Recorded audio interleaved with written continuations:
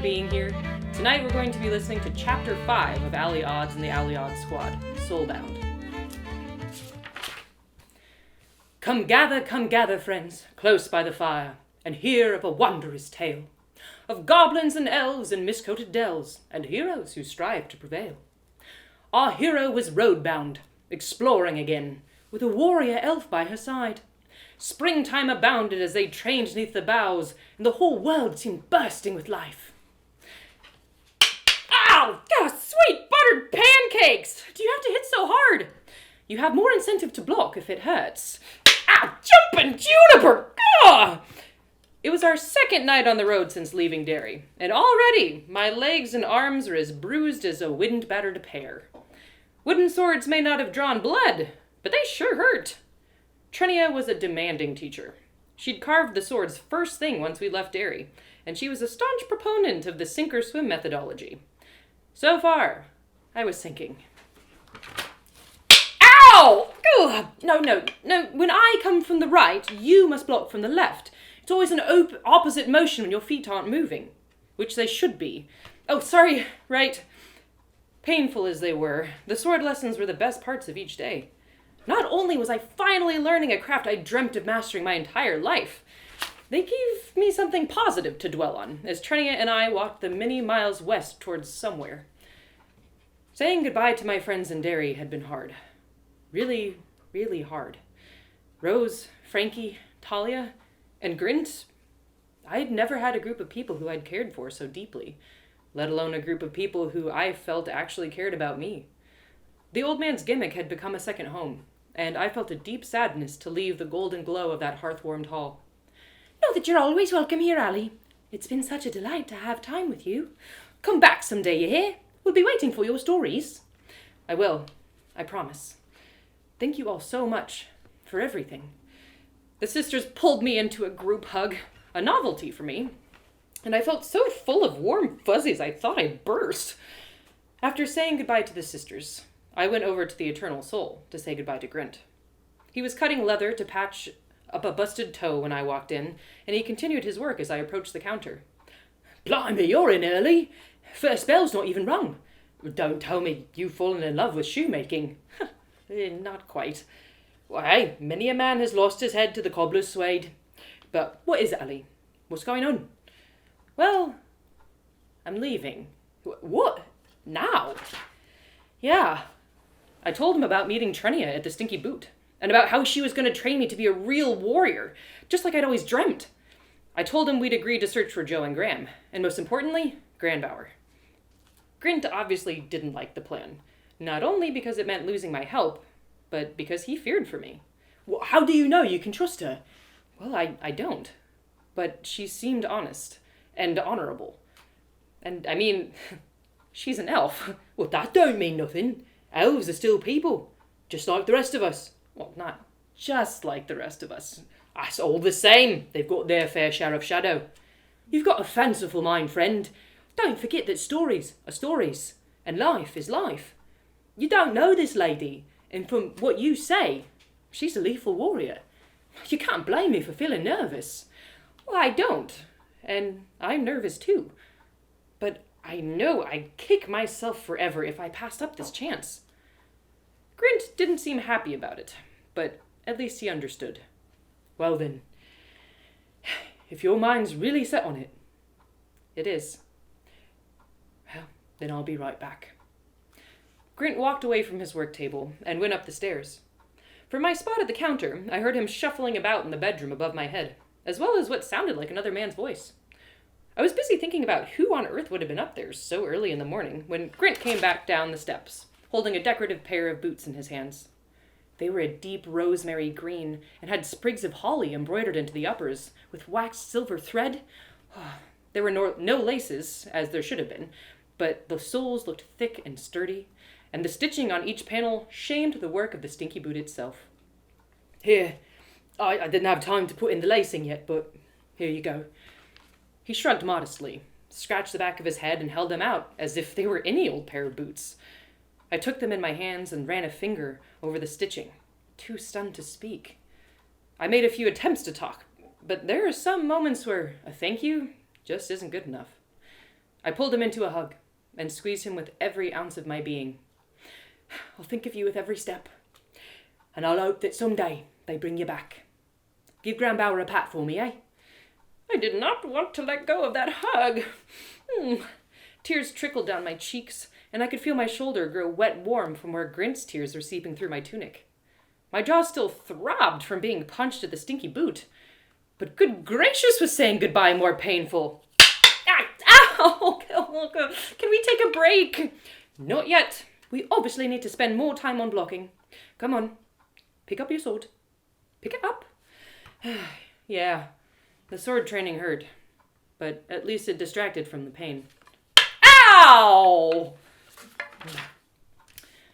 Once Trennia felt satisfied that I was as exhausted as I said I was, around sunset, we ended our training session and returned to our camp. It was a long ways off from the road, and like the first night, we built no fire so as to avoid attracting unwanted eyes.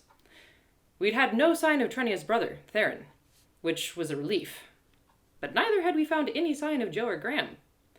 It was difficult to find someone when we ourselves were hiding. I divvied out portions of the bread, sausage, and cheese we'd bought from Derry, and Trennia and I ate in silence for the second night in a row. Turns out, Trennia wasn't very talkative when she was sober. Her iciness would thaw and thicken throughout the day like a frosted tide, but more or less, she stayed frozen. After how well we'd gone on at the stinky boot, kind of figured she'd crack after the first day. Or two, but... wow, I screwed that up. Pardon me. I also have something very pointy in my eye. Wow, lot is going on over here. Oh, got it. All right. After how well we got on at the stinky boot, I kind of figured she'd crack after the first day or two on the road and tell me what was going on. Like, what was really going on. Especially when you spend all day and all night with someone. 2 days is a long time to get to know a person.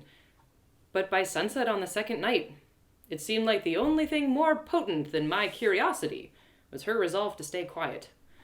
As I threaded a leather strip through the lacing in my new boots, I watched her take a swig from her water skin and stare at it despondently.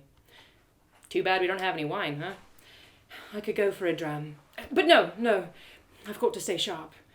You seemed pretty sharp at the stinky boot after, what was it, 5 ales? What you saw of me in Derry was not normal. You've got problems. I get it. We all do. But what I don't get is why you won't talk about them. Trennia opened her mouth, then closed it, then pulled her knees to her chest and stayed silent. I'd been too direct, and I'd scared her back into her shell. You know you can trust me, right? Trennia continued to look straight ahead. We wouldn't be here if you didn't. Well, isn't that enough? Trennia, I promise you, I'm your friend. Whatever you've done, whatever you're running from, I'm on your team. But I can't help fight what we're up against if I don't know what it is.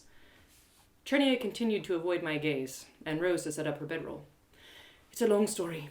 Too long for tonight. Please. I watched her stretch out on the ground and pull her wool blanket about her shoulders. Get some rest. Trennia, good night. The tide was in. There was too much ice. And after a full day of walking and training, I was too tired to hack at it. My body was sore, my mind raw. I'd crawled atop my own bedroll and looked up at the stars. I felt unsettled, and I knew that the roots and twigs beneath my back weren't the only reason. When we left Derry, Trennia and I had a united purpose. Save Granbauer and bring Joe and Graham to justice, while avoiding her brother. But so far it felt like all we were doing was avoiding her brother. We had sidestepped the few small villages we'd encountered, villages that might have had valuable information about Joe and Graham. And while I recognized Trennia was grappling with her own struggles, I felt somewhat resentful that her needs were overriding my own. The next morning, I woke with resolve, and a crick in my neck. I was going to do whatever I could to find out more about Joe and Graham, whether Trennia came with me or not. Trennia's bedroll was empty by the time I arose. I sat up and looked around the camp to see where she had gone, and I spotted her a good 20 yards off, kneeling beside a small creek with her eyes closed. Her fingers trailed in the water, and she remained statue still for several minutes, as I ate a cold breakfast of oat bread and dried figs. Eventually, she rose, flicked the water from her fingers, and came back to our camp. She looked frustrated, as if something was eluding her. You okay? Fine, yes. Really? I'm having a hard time concentrating, that's all. Well, great. I was going to spend the day with a glacier. Trennia sat down across from me and pulled out her portion of food. What's the next village called again? Igalova. Why? I'm going to go in and ask about Joe and Graham. No, I don't think that's a good idea, Allie. Well, we haven't had any sight of Theron, and you agreed to help me find Granbauer. We aren't going to be able to do that if we never leave the gosh darn woods. No, it's too risky. Well, for you, maybe. Though you won't tell me why. Trennia picked up a small stone and turned it over in her fingers. You're just going to keep ignoring me. Allie, I don't want to talk about it right now. Well, then when are we going to talk about it? Okay, so I could empathize that she didn't want to rehash whatever was hurting so much. I mean, it's the same reason I was enjoying sword training. But we were traveling together. I'd thrown in the dice with her to find Granbauer and bring Joe and Graham to justice. But I didn't actually know why she'd thrown in hers, besides convenience. There had to be some kind of communication. You said you were running from the sound of a falling tree. What tree? Who felled it? Was there someone there to hear it? I don't want to talk about it. Well, what was the other thing you said? The woods are no longer safe. Well, what does that mean? What are we really running from? Besides your brother? More than I can explain right now. Just forget it. Forget it, huh? No way. We're partners here. You agreed to help me find Granbauer and take down Joe and Graham. Well, and that's what we're doing. I swear on my soul. Trennia knelt down beside her bedroll and began to pack it up. I picked up the 2 wooden practice swords. Yeah, well, you know what else we agreed to? We should have agreed to compulsory quiet hours. Sword training. Come on, up we go. I threw one of the swords at Trennia's back. Ow! Are you mad? I walked over to her and began poking at her with my sword. Teach me. Teach me how to fight. Come on. She tightened the strap on her pack and shot such an angry look in my direction, I almost backed away. But I had a plan. She wouldn't like me for it, but I felt it would work. I poked her again, and she swatted the sword away with her hand. Come on, Trennia. Teach me. Or do you not know how to fight? Ooh, can you teach me how to run? That did the trick. Trennia stood up in a flash and reached for the wooden sword. And now, all I had to do was run. Teach you how to run, huh? Well, I'll teach you how to run so far you fall off the edge of the bloody map. Oh, so that's where you're taking us. Stop. Is that where your tree friend is? Shut up. Ooh, yeah, she was good and angry now. I turned to face her, knowing I had one last shot to break her armor before she got to me. Or maybe the mortal wench you call a lover? Shut up! Bullseye. Ooh, sword smacking. Ah! Oh, it took every ounce of focus and skill that I had to deflect the blows as Trennia closed the gap and let loose. Oh, she wasn't using words, but she was talking all right. Smacking, angry grunts. Eventually, Trennia landed a searing blow to my sword arm, and the wooden blade fell from my hand. She pounced on me like a hound and pinned me to the ground, holding the tip of her wooden sword to my chest. I didn't say a word as I stared up at her, and for a while, our panting was the only sound to break the birdsong. It was over. She had won. I was hoping that such a victory would allow her to accept that I wasn't a threat. She didn't have to fight me, that I really was on her side. But the ice, her armor, it was still too thick. Trennia rose from the ground and brushed the leaves and twigs from her tunic. She walked over to the creek again and splashed her face with water. She returned to her statue state, and I was left to myself, feeling defeated and ashamed. My arm hurt so bad from where her final blow had hit. I attempted to wrap a cold compress of cheese and socks around the rising welt, but I struggled to tie it one-handed and gave up. There was... Gosh darn it. I watched Trennia as she sat by water's edge. There was so much about her that I didn't understand. And all my stunt had done was prove my ignorance, as well as my arrogance in assuming I knew how to help. I took another shot at tying my cheese compress, and after a few minutes, Trennia returned to our camp and searched through her pack. She withdrew a small leather pouch, unwound the tie, and poured a bit of the contents into her palm. She knelt down beside me, and I could smell a bright, pungent herb in her hand. Here, use water, use your spit, whatever you like. Mash it up and rub it on, like this. Trennia put a small wad of the herb in her mouth, sucked on it for a few seconds, then spat it out and rubbed it gently on my arm. Immediately, I felt a tingle of coolness where it rested on my skin, like the chill of mint on a hot summer day. What is it? Pantheri, a root we harvest in the Norvenga. Use it up. And,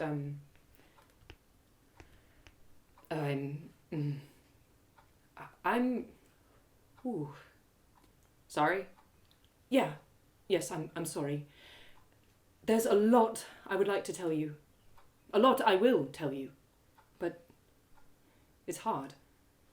I looked her in the eyes, and I could tell that she really meant it. I was as much of a stranger to her as she was to me. She would tell me when she was ready.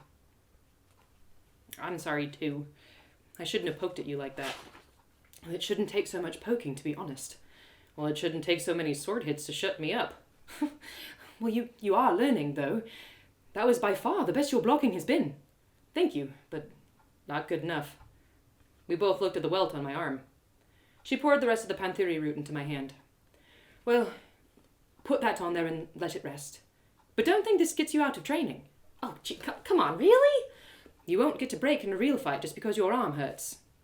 Apparently, my face looked more distressed than I thought, because Trennia softened a bit and said, I tell you what, if you fight, I'll talk. Deal. Trennia schlepped on her backpack and held out a hand to help me up. We've got a long walk to Gulliver. Plenty of time for both. The air a bit clearer between us, Trennia and I walked in comfortable silence as woodlands gave way to sweeping pastures, and the spring sun revealed its long-missed heat. Our footsteps pattered a nice rhythm atop the dirt, and a song came to my lips. The road stretches out ahead, ahead, ahead. The road stretches out ahead, ahead, ahead. The steps fall away one by one, tread by tread. The steps fall away one by one, tread by tread. Sun shining down on me, oh light, how bright. Sun shining down on me, oh light, how bright. Each footfall will show me how to stay upright. Each footfall will show me how to stay upright. We stopped beside a winding river, the South Twin, as Trennia told me, and ate a small lunch beneath the shade of a willow tree. Then Trennia tossed me one of the wooden swords and beckoned for me to join her on an open patch of grass beside a lilac bush. But you haven't talked. We'll talk now. Oh, okay. Just gotta stand up first. Oh, everything was sore. You asked what I was running from. Well, it's a long story, and it's not simple. Mostly because there are a lot of differences between elves and humans, in terms of how we see the world, how we interact with it. You come from a completely different culture than I do, and it's impossible to pretend that you could know what life is like for me. Well, but I've read stories about elves. Were they written by elves? Well, no. But they were written by people who knew elves. Well, that's part of the problem. Humans look to humans for answers about elves. That way they don't actually have to step out of their comfortable little perspectives and into someone else's shoes. Ow! Ooh. What do you mean? I'm higher. Higher! No, keep the tip pointed straight at me. Good. Do you remember what you were doing when we first met? I did, unfortunately. I was staring at her as if she'd hopped out of a storybook. Yeah, sorry about that. You were glamorizing me, and you were trying to fit me into your fairy tale image of what you thought an elf was supposed to be. I bet you believe I grew up in an enchanted forest full of twinkling rivers and rainbows, don't you? where we all lived in tree dwellings and walked through the woods in glistening white robes. She wasn't wrong, though I had to imagine their robes were blue. I don't quite fit the image, do I? Trennia disarmed me with a swift spiral of her blade. I bent down to pick up my sword, and felt the tip of Trennia's sword poking me in the neck. The first thing you can do to understand me is to accept that you don't understand me. I grabbed my sword and knocked her blade away with a quick spin of my torso. Will you help me to? Trennia's lips curved into a hint of a smile. Yes. Trennia walked to the river and splashed water onto her face. Sparring in the sun had made us sweatier than usual, so I joined her by the bank and splashed myself as well. It's funny. In order to tell you my story, I have to tell you that even the way we tell stories is different. Trennia splashed a last handful of water onto her face, then rose, picked up her sword, and walked back to the lilac bush. I followed her. You humans like a clear beginning, middle, and end. Those three things aren't separate to elves.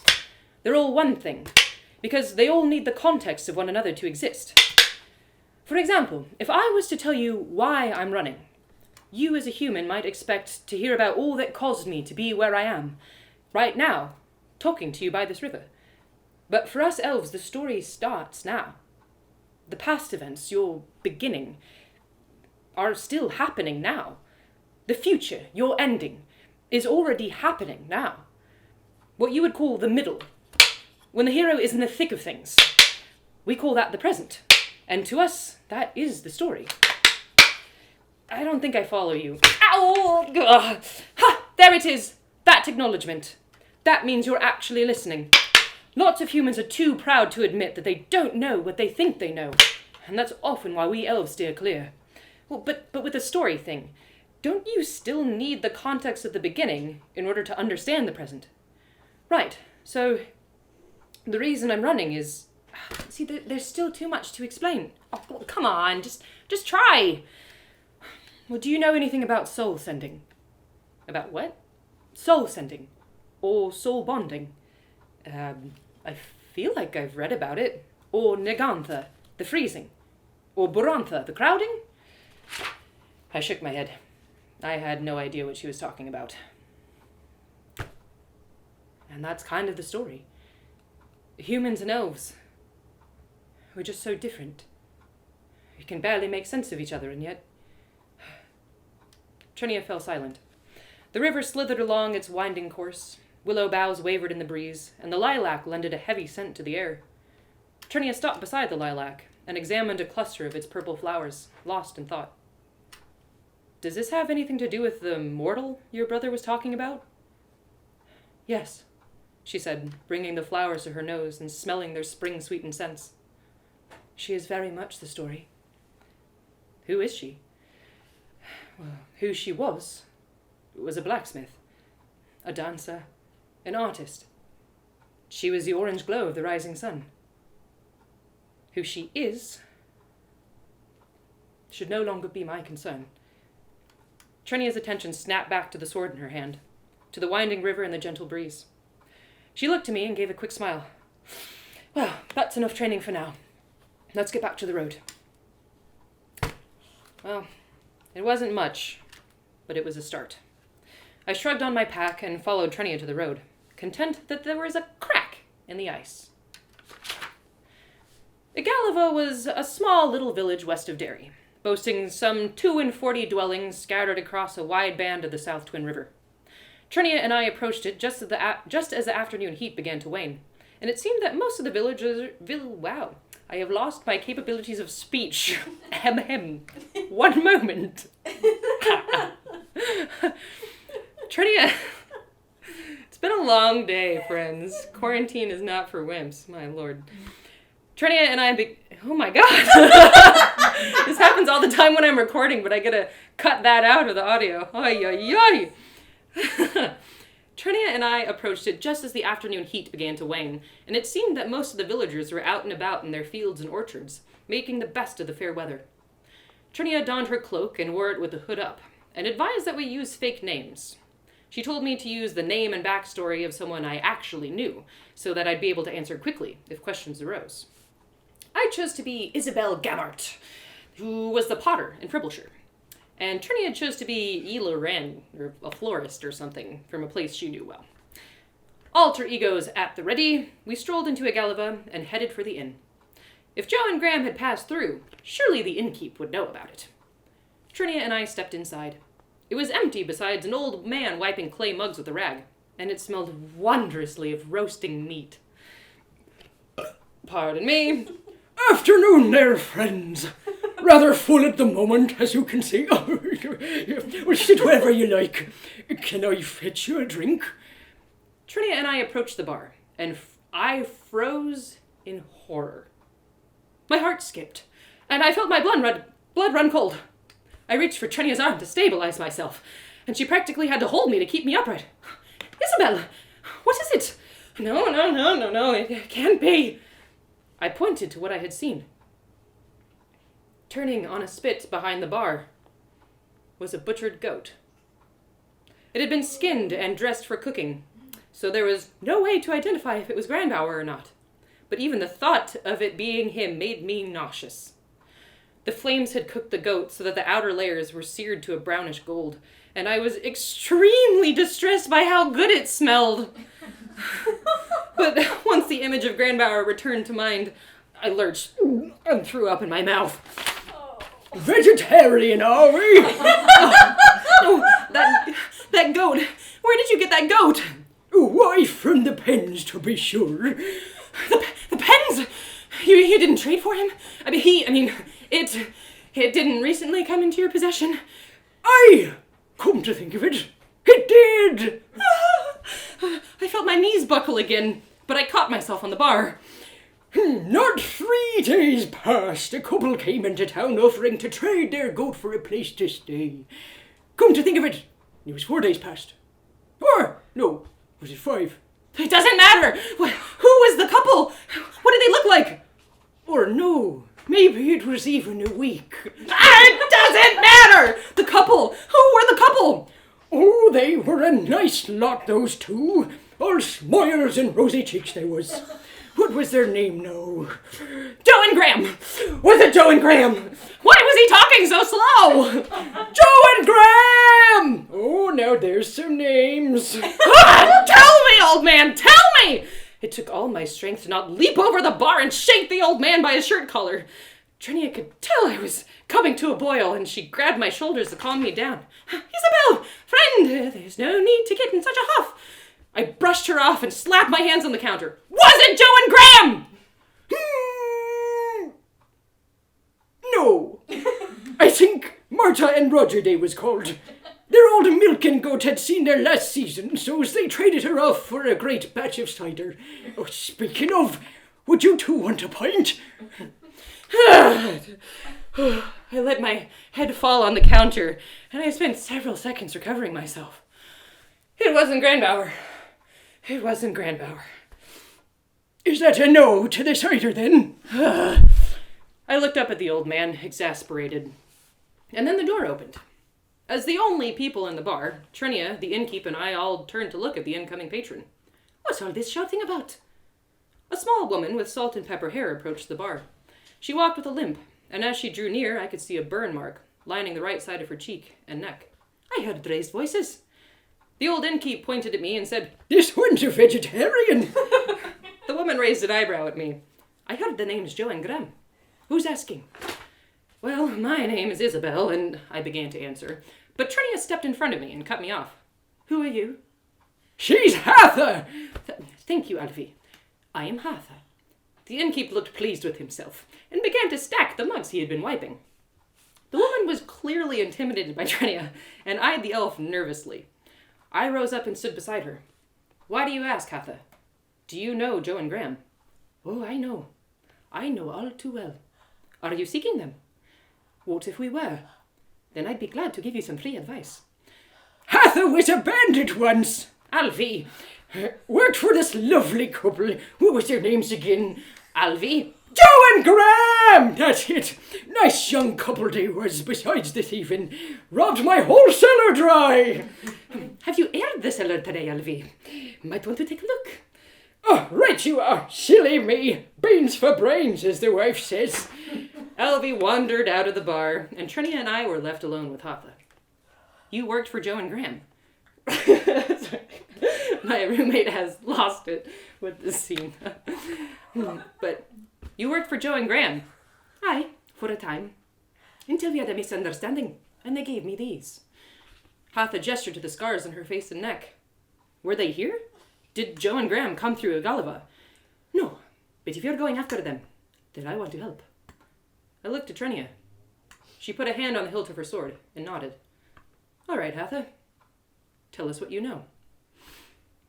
Hatha led us through Galava to her hut on the edge of the village.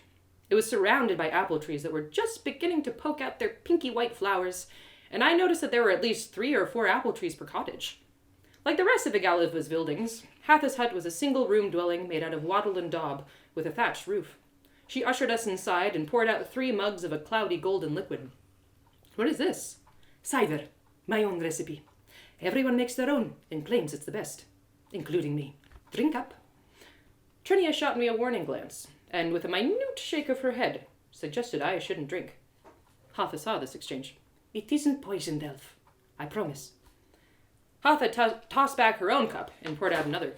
See, I stopped working for Joe and Graham half a lifetime ago. My roguish days are done. What did you do for them? Mostly I gathered information for them, so they could build a story that people would trust. They would use that information to get close to people, to trick them before making off with whatever it is they were trying to steal. So you didn't steal anything yourself? Of course I did. I was good at it too. For example, Hatha held up the coin purse that was normally tied to Trennia's sword belt. Trennia's eyes went wide with surprise, then anger.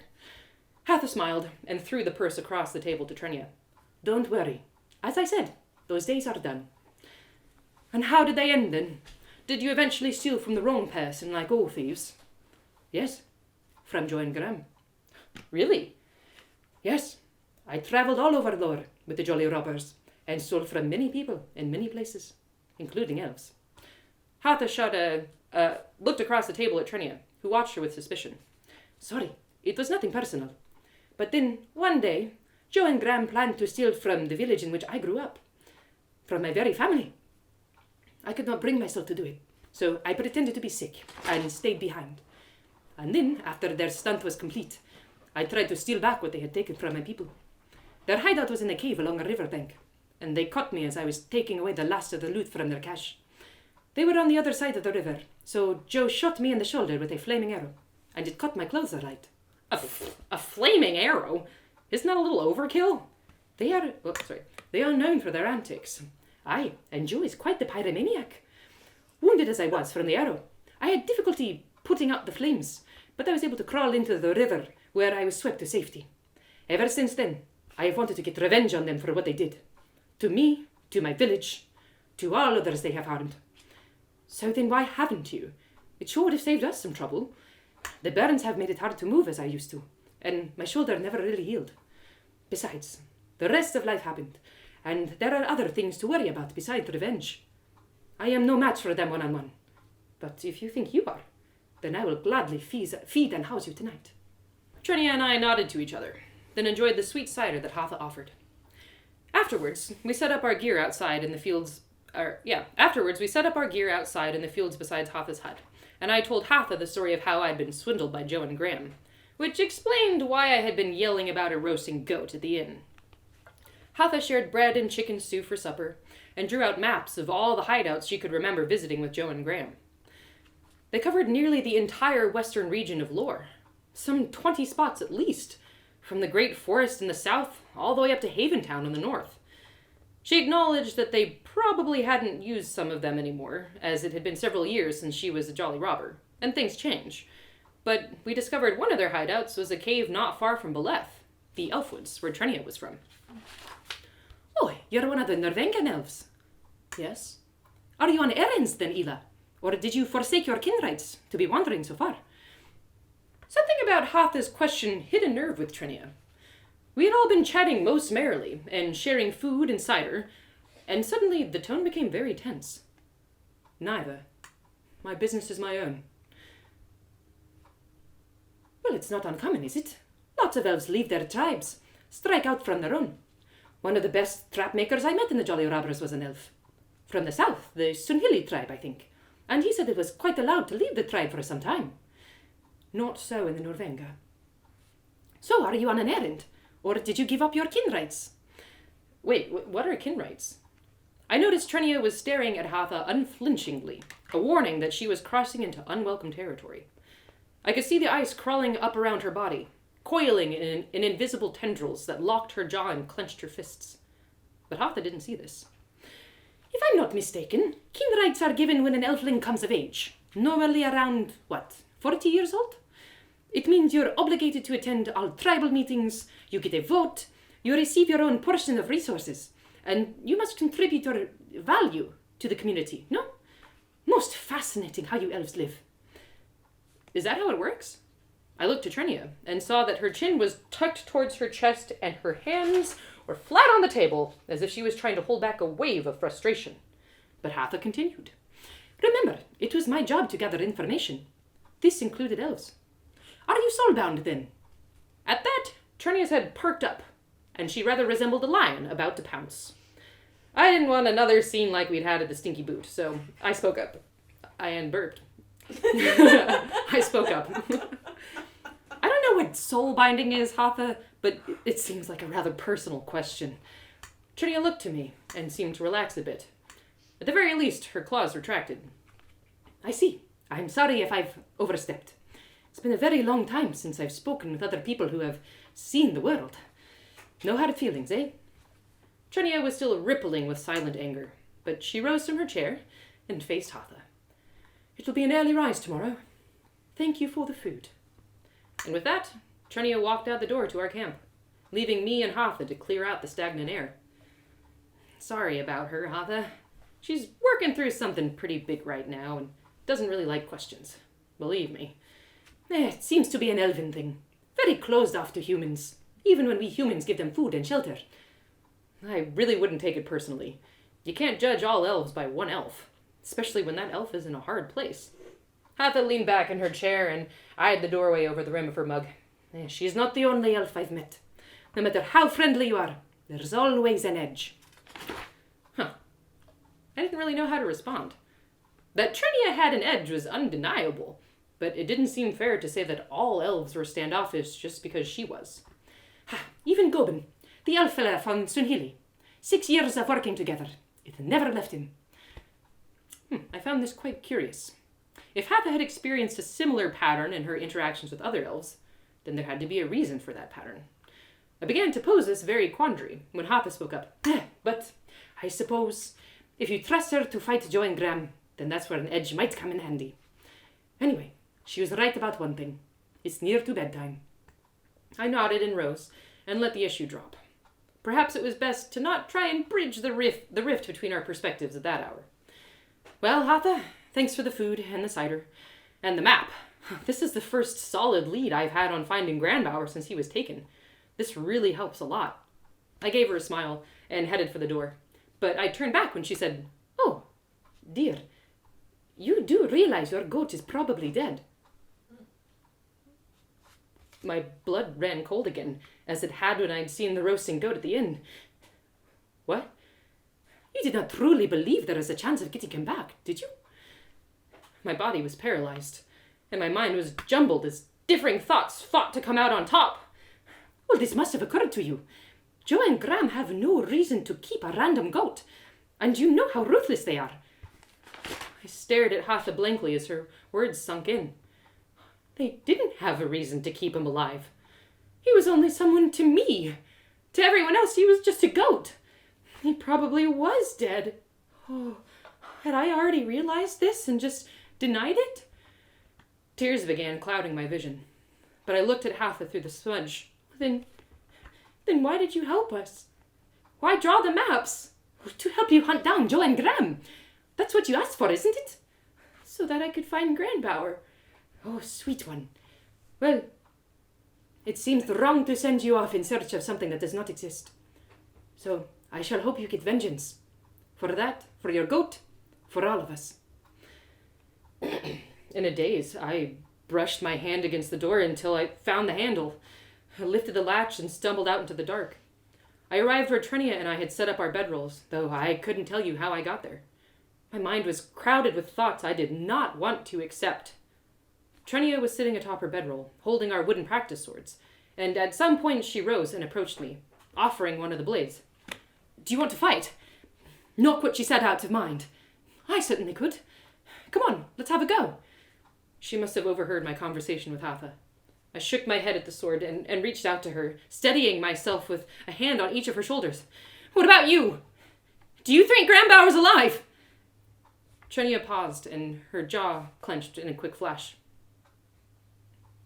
"It is unlikely." My knees gave way, and Trennia had to catch me to keep me from falling. "But it's not impossible. I trust Hatha's information, but not her judgment." Trennia helped me sit down on my bedroll, then sat beside me as I cried. "Well, even if we do find Joe and Graham, which we probably won't because they've been doing this for a zillion years and have never been caught, and you don't want to talk to people, and I don't know how to fight, Granbauer's probably already dead and roasting in a spit in some other stupid village. Ah! I wish there was a way to find out, but no, we'll probably never know." I held my knees to my chest and wept. I wept and wept and wept to think that my best friend was dead. I felt Trennia's weight as she scooted closer beside me. She put a hand on my back and left it there for a moment. It felt nice to have her there, to not feel so alone. "You don't know that he's dead. What if I told you there was a way to find out?" "Is there?" "There might be. Here, come with me." Leaving the wooden swords behind, Trennia led me to one of the apple trees blooming in Hatha's garden. A thin sliver of the waning moon lingered in the east, giving a soft glow to the small white blossoms just poking out their springtime petals, and the nighttime air was rich with the scent of future fruit. Trennia proffered that I should kneel down beside the tree, facing the trunk. She knelt beside me, took a deep breath, and rolled her shoulders back, readying herself for something I couldn't fathom. "Everything in this world has a soul. Rocks, rivers, daisies, and apple trees. You have a soul. I have a soul. And all things in this world are equal for having one. Our lives are spent in constant contact with all number of fellow souls, separate only because of the bodies that contain us. Elves, more than any other Twiddlinga, have learned to send our souls outside of ourselves, to mingle and connect with the other souls in this world. In this way, we love a great many things, at a depth and knowledge that humans can barely fathom. We call it Iron Widrel, soul sending." "Well, what does this have to do with Granbauer?" "He has a soul, and if you find it, you find him." "Well, isn't this stuff just for elves?" "All things in this world can soul send, as they all have a soul. Elves have a natural predilection for it, because of our attunement to the world around us. But even a human can learn, though it is not easy. Do you think I can learn?" Trennia took a long, sincere look at me. "I do." Trennia placed her hands upon the trunk of the apple tree. "Do what I do." I pressed my hands to the bark. "Close your eyes. Think of the tree. Touch it. Feel it. Feel the bark. What is it like? How does it feel on your fingers?" I slid my fingers across the bark. It was fairly smooth, except for where knobs of lichen formed ruffles, and where tufts of moss made soft little rugs. "What does it smell like? How do the flowers sound in the breeze?" I pressed my nose to the trunk and inhaled. The moss smelled of plant breath and tilled soil, the bark of fresh rain and apple skin. The flowers gave off the faintest flutter of petal taps, like leafy shoes dancing on the wind. Think of the trunk, of all the water, all the energy flowing inside the wood. Feel it flowing inside of you. Feel your veins pulsing as your lifeblood surges through every speck of this tree. Travel through those seeping tunnels. Send your body down, down into the roots. Feel the tendrils of your being extending into the earth.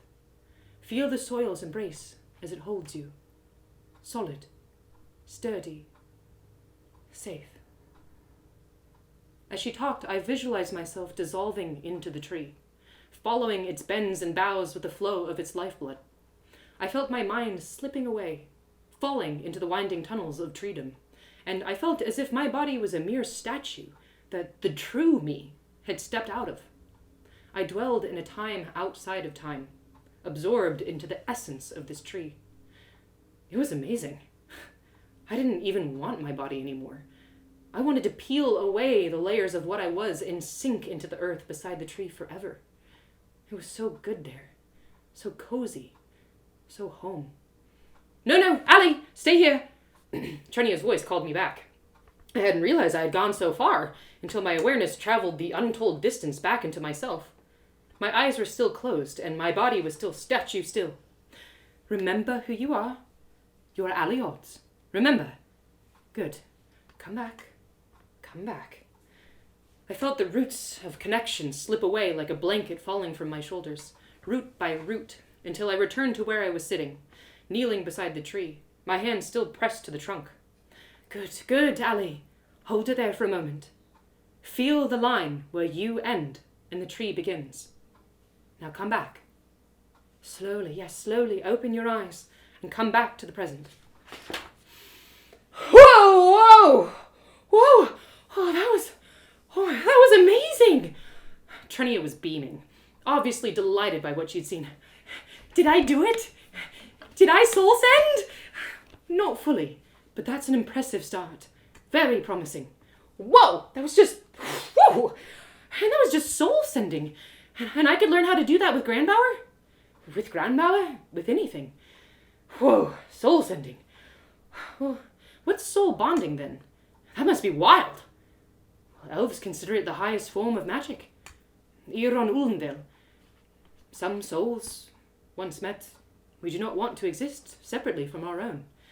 And so we bind them. Our soul and the soul of another. It is a mutual act of consent, a shared desire to be together for eternity. For when death arrives, even for a stone or a river, when the rocks fall to dust and the water stops flowing, the souls do not die. They continue on together, swirling and changing in a time outside of time. I saw a sadness creep into Trennia's eyes. That deep pain that I'd seen at the Stinky Boot. That deep pain that suddenly explained so much of what had transpired. That's what you wanted, isn't it? With that blacksmith woman. To be soulbound. Yes. Then you'd never have to leave. We would have been together. For eternity. What happened? Did she not want to? She did. But my tribe forbade it. Humans and elves aren't supposed to fall in love. So that's why you ran away. To be with Laurel. Yes. But when I made it to her village, she was gone. She'd left without a word. Well, can't you soul send to find her? I've been trying, but she may not want to be found. Whew! Well, that was heavy. I'm sorry, Trennia. But for once, she didn't completely shut down from the weight. We'll find them, Trennia. Granbauer and Laurel. She looked me in the eye, and in another moment of strange elven stare-downiness, it seemed that we formed a sort of mental contract. Neither of us would give up on the other until Granbauer and Laurel were found. No matter what. Trennia broke the eye contact with a deep breath, her long blink like a signature, and then she slapped her thighs with her palms and rose to her feet. Well, let's get some sleep. Right. I rose up beside her, and we faced each other awkwardly for a moment. Trennia was clearly unsure of what to do with the friendly intimacy that we'd built, but I felt sure. I hugged her. Her ice armor was still present, but I squeezed her tight anyways, and said, "Thank you. I'm really glad you're with me." We stood there for a moment in a one-way hug, and I tried to send her all the gratitude I could through the embrace. I was about to pull away when suddenly I felt the ice thaw, and Trennia's arms wrapped around my shoulders. She gave me a strong squeeze and said, "So am I." End of chapter 5.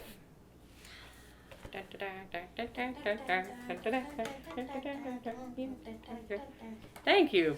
And I hope you join me for QuaranTea Time. The next one is on Tuesday, 7 p.m. as always. It's going to be 2 episodes next time, actually, because I split them up for some reason that I still can't really justify to myself. But, so episode 6, the permutations of possibility, and chapter 7, the undergarments of morality. So, I'll hope to see you there. Thank you for coming. May you all be well tonight, and soul send, please. Send the souls and the love. May it abound. Mwah.